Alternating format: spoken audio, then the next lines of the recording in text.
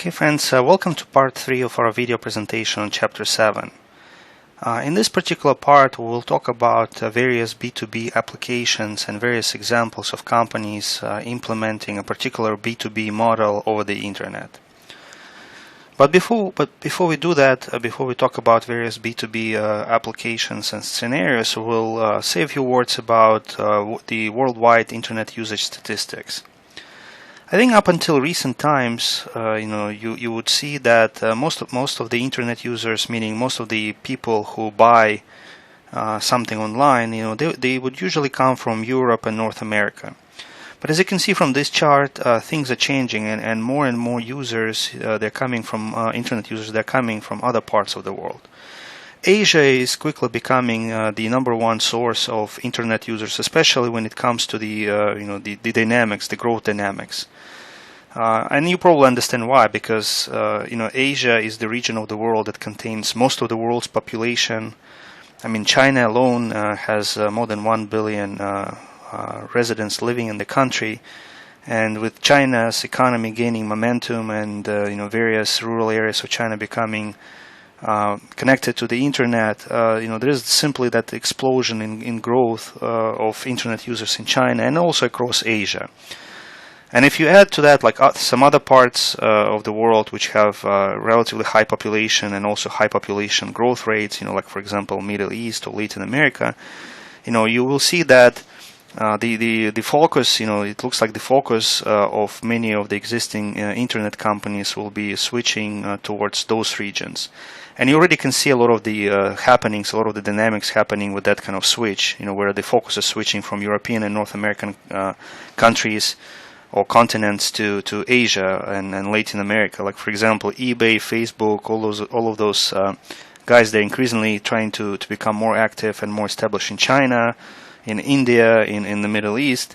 Of course, they run into certain legal and political problems, when they try to do their business there. So yeah, in my opinion, the emphasis is definitely shifting on serving the customers, the population in Asia, Middle East, Latin America, simply because there's a lot of growth there. I mean, there's a lot of potential there, and that's why that's why there are a lot of because of that growth. That's also something that creates a lot of opportunities for both existing and new companies. And I would like to spend a few minutes talking about that. What happens is that when you have a mature internet market, such as the one that we have in Europe or North America, then the downside of that is that all the niches, all the product lines, they're already kind of taking. I mean, in other words, whatever you think about, let's say books, right? There's already Amazon selling books. If you think about cars, there's Auto Trader. If you think about electronics, there's Best Buy and all kinds of other electronic traders, right?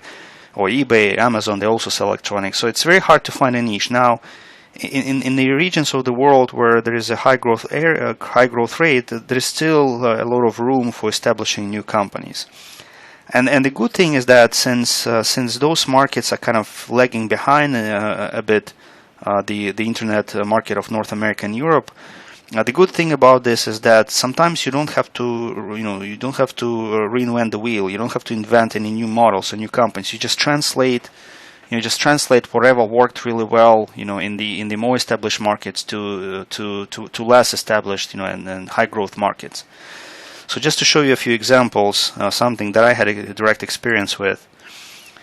There's one website in the Middle East. More specifically, it's based in Dubai, in the United Arab Emirates. The website is called souk.com. I mean, in many ways, it's like a one-to-one clone of eBay or maybe Amazon. There are some particularities of this business, something that is unique to the Middle East. Like one thing that I've noticed about souk.com is that, and by the way, souk is an Arabic word. It stands for market, so it's like market.com. So one thing that I've noticed about their business model is that they have their own fleet of trucks, and I think what happens is that a portion of the goods sold through souk.com, they actually owned or sold by this specific company, while they also let other vendors for a small fee to advertise and sell their products through souk.com. The other interesting thing about souk.com is that they allow you to kind of pay for items upon delivery. I'm not sure whether Amazon or eBay does that. I think this is dictated largely by the fact that some people in the Middle East they don't have credit cards, or maybe perhaps there is not as much trust into those e-commerce transactions. So I bought like a few things where you basically order it online, and then when they deliver to you, then that's when you pay for the delivery and also for the item itself. So it's slightly different, but again, in many ways, it's just like a direct copy of Amazon, I would say. Another website that is quite prominent in the Middle East, and I have direct experience, with this website, and also kind of met the owners, and basically I'm writing a case study. I'm still writing a case study about this company because it's an amazing entrepreneurship story. By the way, the founders of this company, Dubizzle.com, and Dubizzle is like a kind of slang distortion of the word Dubai, because this is where this company was born, in the Emirate of Dubai. The founders and the owners, the owners of this company are basically two American guys from New Mexico. And what happened with them is that they came to Dubai trying to do some kind of work in finance. I think that was their area. And as they were doing that, they had little luck. They didn't get the job that they wanted, or the pay was not that good. While just like everybody else, they had to settle in, they had to buy used furniture, they had to buy used car, they had to find a rental, to a place to rent where they could live. So by doing all those things, they discovered that there was no good, reliable online classifieds board where you could place ads for all those things. And the thing about UAE is that 80% of the labor force approximately are basically expatriates, people who come there to work temporarily. This has to do with this economic development, that was largely driven by the oil boom, where the economy is just developing way ahead of the country's ability to create internal labor force. And naturally, when people come to live for 1, 2, 3, 4 years, they don't want to invest into buying new furniture. Even if they do invest into buying new furniture for their place, they will still move out and they'll have to sell everything. So there was definitely a need to do that.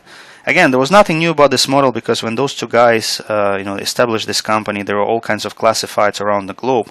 But very quickly, they became the #1 player in classifieds in the UAE and even in the Middle East. And the last time I talked to them, it looked like they were like one of the biggest classifieds company in the world. And of course, their area of coverage, their area of expertise was Middle East. So here you see all those companies in the Middle East that they're covering. And this is something that I saw recently. I'm not sure what OLX is. I think OLX is like one of those platforms that is one of those biggest classified platforms, because I saw OLX ads in some other countries like Philippines. So it looks like they merged, or maybe OLX bought those Dubizzle, which is something that every entrepreneur wants to do. They eventually want to sell their company and start a new business. So if that's the case, then I'm very happy for them. I mean, they really showed like amazing work ethics. They really took this company, they built this company from nothing with no investments. Of course, eventually they had some angel investors pouring some money into their business, but they all started on, they started on their own with their own savings. Life was hard. They told me that at some point they were basically living on $3 per day, because that's how much they could allocate to buy food. So they would just buy like a few shawarmas per day, for the both of them, and they were renting like a corner.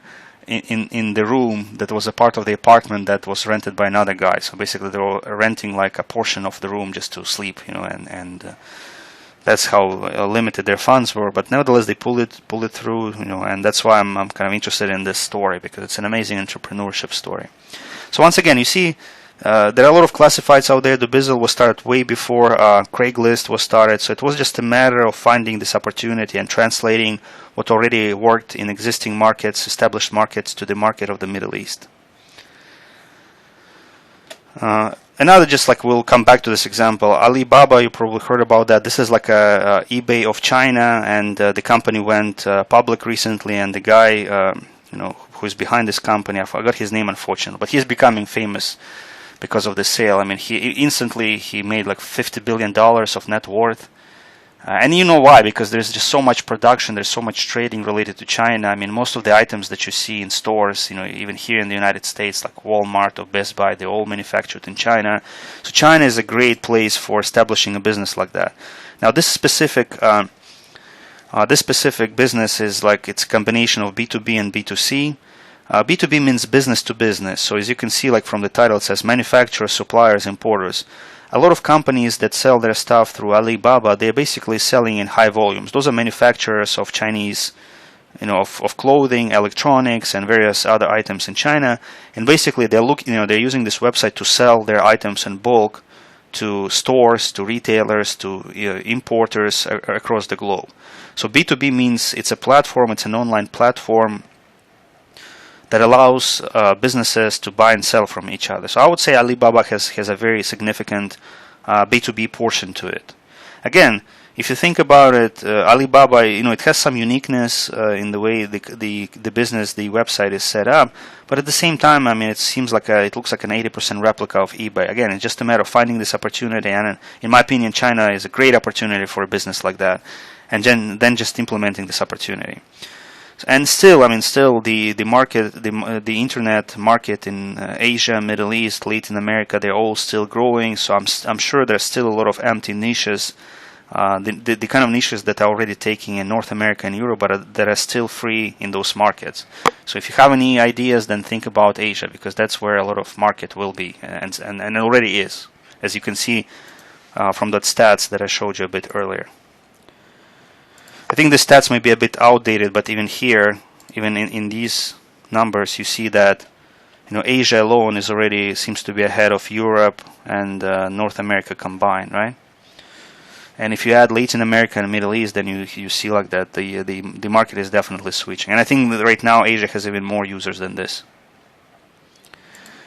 Okay, so we talked about some growth statistics, and I already gave you a definition of B2B. B2B or business-to-business commerce or business-to-business applications involve sellers and buyers that are all businesses. In other words, it's a platform for one set of businesses to buy something from another set of businesses. Now, whenever you have an industry where there are many sellers and there are many buyers, and again, by sellers and buyers we mean businesses, then typically neither sellers nor buyers have enough resources, and by resources I mean both economic resources, but also political resources. Political resources meaning like some kind of leverage that allows them to influence the other party, meaning, like for example, if we're talking about sellers, by influence we mean ability of sellers to influence buyers and their behaviors and what they sign up for and what they don't sign up for. But when you have many buyers and sellers, it means, again, going back to Michael Porter's 5-force model, neither customers nor suppliers have any bargaining power. They don't have bargaining power over each other. So because of that, most of the time there will be some kind of independent B2B intermediary that allows buyers and sellers to do businesses with each other. Again, I would say Alibaba is an example of that. It's like an independent B2B intermediary that allows buyers of Chinese clothing, electronics, and other items to interact with sellers or manufacturers of Chinese of items manufactured in China. It's not affiliated with none of the buyers or none of the sellers, so it's like an independent B2B intermediary. But sometimes you have a situation where in an industry there are only a handful of sellers and many buyers. So basically it means whatever sellers are selling, they are dominating that kind of business. In other words, buyers have only a few sellers to go to if they want to buy something. Unfortunately, like no examples come to mind. I mean, I'm sure there are a lot of there are a lot of arrangements like that. For example, probably something related to airline manufacturing, because there are only a handful of companies manufacturing airliners, and there are many buyers, there are many airlines out there, but they can only buy from Boeing, Airbus, or Bombardier, which is I believe it's a Canadian company. And then there's one in Brazil, but I forgot the name of it. So in that case where sellers have a lot of dominance, it means that usually they have enough resources and also political influence to create a website, a B2B website, that will be used for implementing or carrying out transactions with buyers. So they have enough resources for that, and they have enough political influence to force buyers to go here. And then you have another arrangement which is similar to the previous one, where buyers are very few and they dominate the industry, and buyers can buy from numerous sellers. So in that case, buyers will establish their own B2B marketplace or website for doing business with sellers. There are many examples here One classic example is auto manufacturing industry.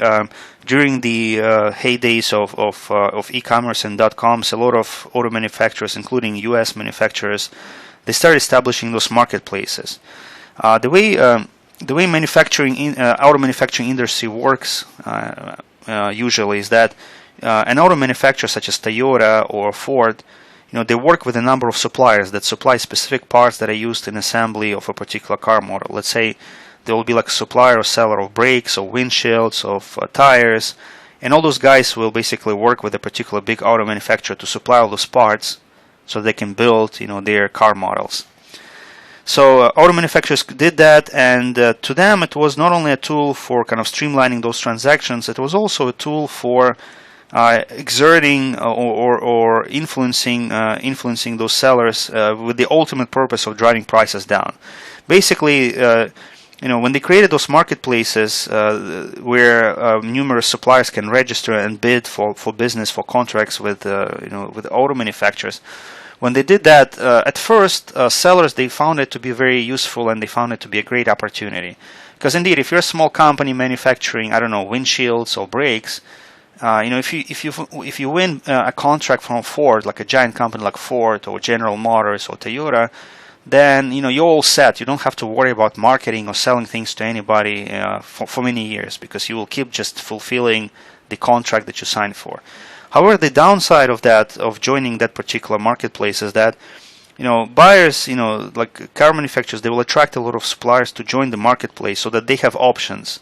And it's a very well-known phenomena that you don't have to even explain. We'll probably all kind of understand it. But there is research that shows that if you have many companies bidding, let's say for a contract with Ford, let's say for a contract to supply tires or windshields to Ford, then those bidders, they will drive prices down. For example, research shows that if there is like let's say one bidder, the price will be this, right? Around 93%.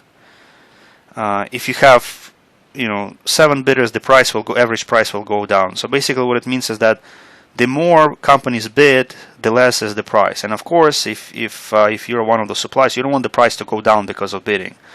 So at first those kind of auctions or those kind of marketplaces, they were very attractive to suppliers, but eventually they found out that those kind of marketplaces, they really switch the basis of competition, and they force everybody to compete based on price. Something that benefits buyers, but something that cuts into the profit, into the margins, into the profitability of suppliers and sellers. Okay, so that's it when it comes to our discussion on B2B applications and various examples of companies pursuing B2B models. Thank you for listening.